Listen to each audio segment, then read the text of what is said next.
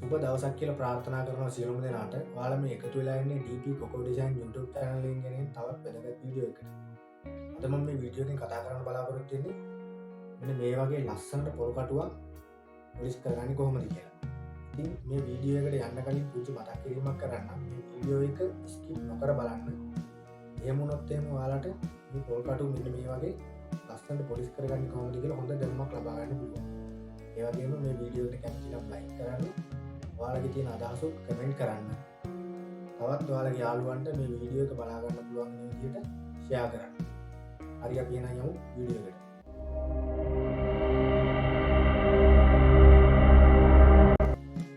අපි එහෙනම් බලමු මේ ලොකු පොල් කටුවේ තියෙන ෂයින් එකම මම තෝරගෙන තියෙන මේ පොඩි පොල් කටු කැබැල්ලටත් ගන්න විදිය. අපිට මේ වැඩේට වැලි කොළ වර්ග කිහිපයක් ඕන වෙනවා. මුලින්ම මම තෝරගන්නේ මේ 60 වැලි කොළය. මේ වැලි කොළයෙන් මම පොල් කටුවේ තියෙන ලොකු කඩතුළු මැකෙනකම් මැද ගන්නවා.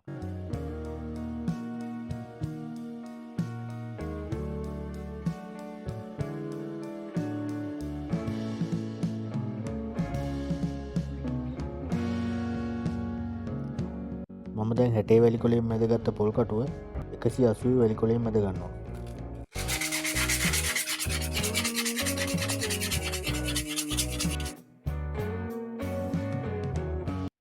තව දෙයක් කියන්න ඕන මම මේ වීඩියෝ වල ඔයාලට අවශ්‍යම කොටස් විතරයි පෙන්වන්නේ. පොල් කටුව මදින කොටස් මම සමහර තැන්වල අයින් කරනවා. මම එහෙම කරන්නේ ඔයාලට වැදගත්ම දේ විතරක් දෙන්න. මොකද අපි හැමෝටම කාලෙක ඉන්නේ ගොඩක් වටිනව නේද? හරි එහෙනම් 180 වැලි කොළයෙන් මැදගත්ත පොල් කටුව මම දැන් 220 වැලි කොළයෙන් මැද ගන්නවා.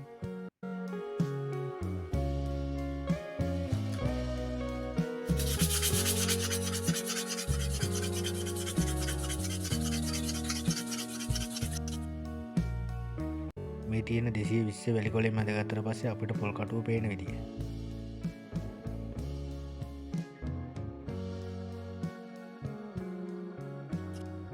හරි එහෙනම් මම දැන් මදින්නේ 320 වැලි කොළයෙන්. මේ 320න් ඉහළ. ඒ කියන්නේ ඝනකමින් අඩු වැලි කොළ වලින් මදිද්දී අපි වතුරත් එකතු කරගන්න ඕන. මොකද එහෙම වුණාම අපිට පුළුවන් පොල් කටුවට හොඳ ෆිනිෂින් එකක් ලබා ගන්න.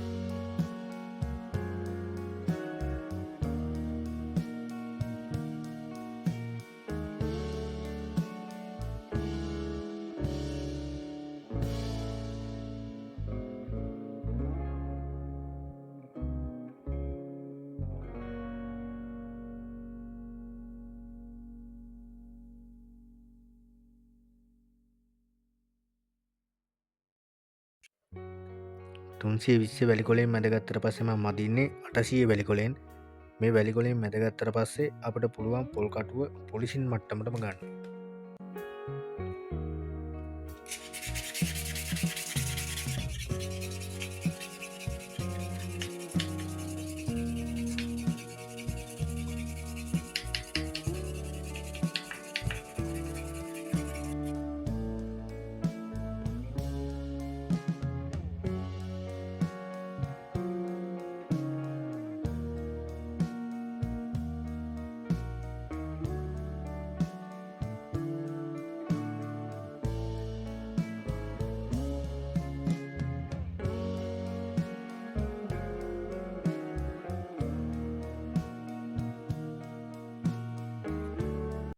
වැලිකොලෝලින් මැදගත්තර පස්සේ පොල් කටුව අපිට මේ විදිහට තමයි බලාගන්න පුළුවන්.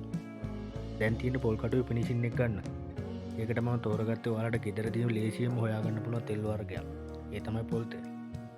ඔයාලට තියෙනවා නම් දොඹ තෙල් යොදාගෙන මේ ෆිනිෂින් එක ලබා ගන්නත් පුළුවන්. පොඩි රෙදි කෑල්ලකුත් ඕන කරනවා. කොටන් රෙදි කෑල්ල තිබුණා නම් ගොඩක් හොඳයි. ඊට පස්සේ පොල් කටුවේ තෙල් ටිකක් ගාගෙන රෙදි කෑල්ලෙන් හොඳට අතුල්ලන්න ඕන. පොල් කටුවට හානියක් වෙන්නේ නැති වෙන්න ටිකක් තද කරලා රෙදි කෑල්ලෙන් මදින්න පුළුවන් නම් ගොඩක් හොඳයි.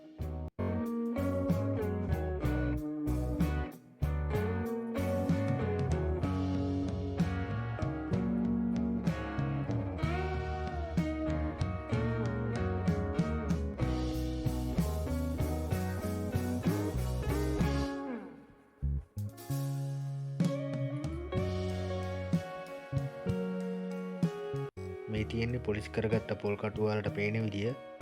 දැම් බලන්න මං කලින් පෙන්න්නපු පොල්කටු තියෙන සයින් එකම මේ පොල්කටුවට තරන්තිය. මෙතෙක් වෙලා අපේ වීඩියෝත් එක එකතු වෙලා හිටපු ඔයාලා හැමෝටම ගොඩක් ස්තුතියි.